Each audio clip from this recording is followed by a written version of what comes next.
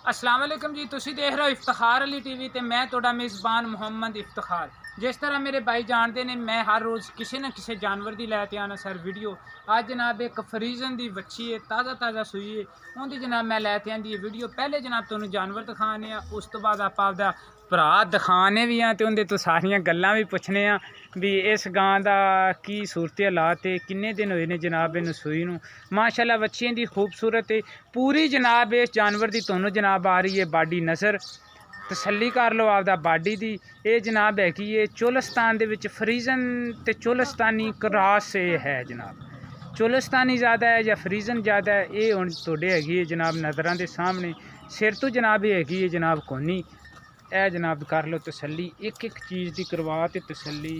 उस तो बाद आपां भाई होरां नाल भी करांगे सारी गलबात भी की हिसाब किताब है, किवें किवें जनाब इहदे दोनों तुहानू सिंह देने दिखा। माशाल्लाह शरीफ आसाऊ और किवें मर्जी इहनू हत्थ लाई जो थले बैठे रहो।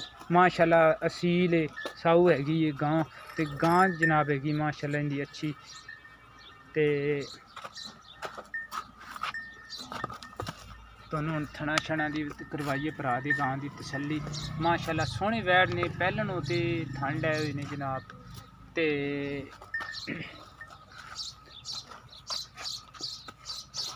मूँह दे विचों मेरा भरा दसी जांदा चौकी। माशाल्लाह किहड़ा हवाना वगैरह है वो भी इन्हें ठीक लिया होया है, लेकिन ये आप इहदे तो पुछने भी हुण हाज़र वक्त किन्ने दिन इनू सूई नहीं होए ने ते किन्ना जनाब ये दुध करदी पई है। जानवर माशाल्लाह इहदा खूबसूरत है। मूँह दे विचों जनाब इहदे हैगे ने 4 दंद। मेरी लोकेशन हैगी है ज़िला पाकपतन तहसील आरफवाला ते इस टाइम मैं जनाब अड्डा रंगशाह दे नाल मौज़ा शफी दे विच जनाब खड़ा हैगा। हुण मैं आपदे भरा नूं आना भी मैनू थोड़ी जी टोर ते भी वहावेगा।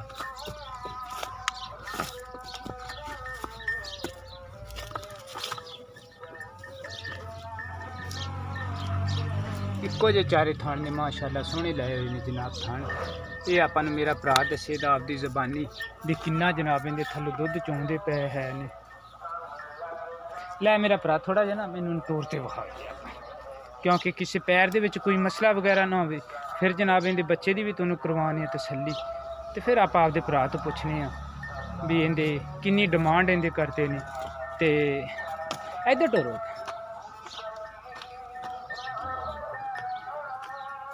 टोरो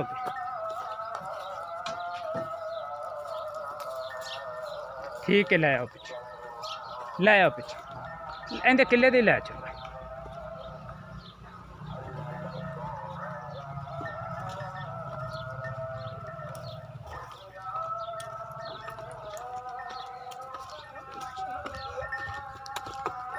ठीक है भरा मेरे बन दे तू इनू। हुण आपां जनाब इत्थे आओ तुसीं मेरे कोले, आपां जनाब इहदी करिए गलबात। ए छोटे इत्थों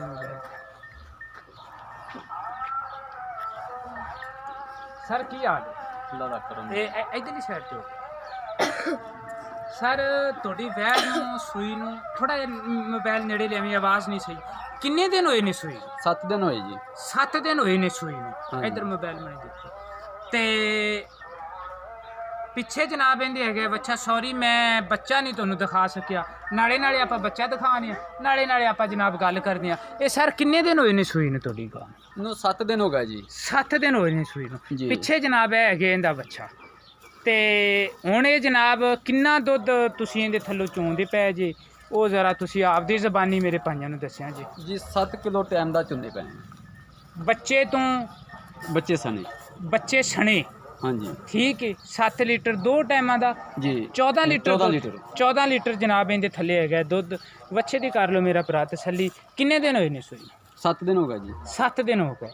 केड़ा इंदा प्यार मुहब्बत वाला है, केड़ा रेट तुसी मेरा भरा लै लैना है ना वो ही तुसी इंदर करना है, क्योंकि केड़े मेरे भरा बाहर बैठे ने उन्होंने ये शिकवा ना होवे भी भरा ने रेट किया है ज़्यादा। रेट तुसी पूरा आपदा केड़ा मुनासिब है ना वो तुसी इंदा दसो भी तुसी इंदा की लेना है।